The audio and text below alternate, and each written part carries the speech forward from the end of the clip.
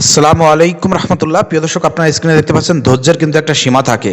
প্রিয় দর্শক, লালমনিরহাটে পাটগ্রাম পৌর আমির সোহেল রানা ভাইকে গ্রেপ্তার করা হয়েছে। প্রিয় দর্শক, অবাক হবেন যে 2013 সালের হাসিনার দেয়া মিথ্যা মামলার ওয়ারেন্টে আমাদের এই জামাতের পৌর আমিরকে গ্রেপ্তার করা হয়েছে। আমরা তীব্র নিন্দা এবং প্রতিবাদ জানাচ্ছি, এবং যারা ভিডিওটি ওপেন করেছেন আমি সবাইকে অনুরোধ করবো, যারা জামাত ইসলামের নেতাকর্মী আছেন সারা বাংলাদেশ থেকে ভিডিওটি ওপেন করেছেন, ভিডিওটি প্রচুর পরিমাণ শেয়ার করে আপনারা প্রতিবাদ করেন। প্রিয় দর্শক, চলেন আমরা তার কাছ থেকে শুনে আসি কেন তাকে গ্রেপ্তার করা হয়েছে। কেন গ্রেপ্তার করা হইলো? 2013 সালের স্বৈরাচার বিরোধী আন্দোলন, আওয়ামী লীগের ফ্যাসিবাদী বিরোধী আন্দোলনের যে ওয়ারেন্ট ছিল, সেই ওয়ারেন্টে তারা আমাকে গ্রেপ্তার করে।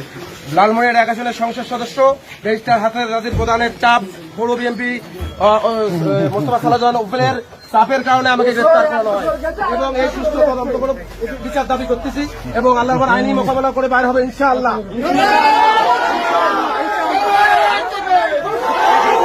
বিজ্ঞ আদালতের পরোয়ানাভুক্ত হত্যা মামলা, 3টি হত্যা মামলার পরোয়ানাভুক্ত আসামি সোহেল রানা, পৌর জামায়াতের আমির, তাকে গ্রেপ্তার করা হয়। গ্রেপ্তার করে বিজ্ঞ আদালতে প্রেরণ করা হয়েছে।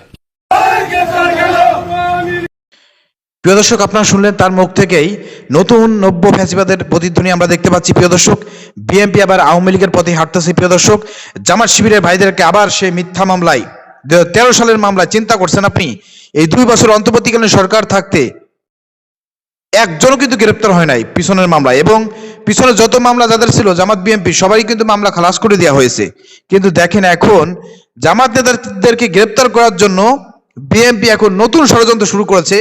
হাসিনার আমলে, ফ্যাসিবাদের আমলের সেই মামলার ওয়ারেন্টে এখন আমাদের নেতাদেরকে গ্রেপ্তার করে তাদের উপর জুলুম করা হচ্ছে, নির্যাতন করা হচ্ছে।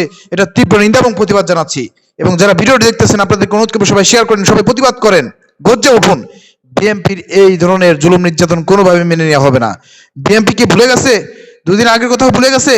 তারা আওয়ামী লীগের সময় এরকম মামলার শিকার হয় নাই কি? হাজার হাজার তাদের নেতাকর্মী, লক্ষ লক্ষ নেতাকর্মী আওয়ামী লীগের সময় এরকম 2013 সালে 14 সালে সারা বছর ধরে তারা কিন্তু মামলার শিকার হয়েছে, তাদের সমস্ত কিন্তু মামলা খালাস হয়ে গেছে। তাহলে আজকে কেন জামাত নেতাকে 2013 সালের মামলায় কেন গ্রেপ্তার করা হলো? অবশ্যই এর জবাব তারেক রহমানকে দিতে হবে। আমরা তীব্র নিন্দা এবং প্রতিবাদ জানাচ্ছি।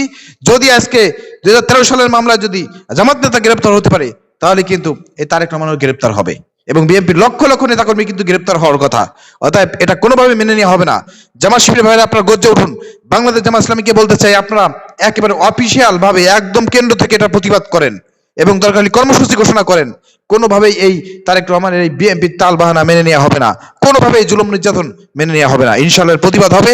দরকার হলে পরে আবার নতুন করে এই নব্য ফ্যাসিবাদের পতন ঘটিয়ে দেশে নতুন সরকার কায়েম করা হবে ইনশাআল্লাহ। প্রিয় দর্শক, ভিডিও শেয়ার করে সবাই প্রতিবাদ করেন। আসসালামু আলাইকুম রহমতুল্লাহ।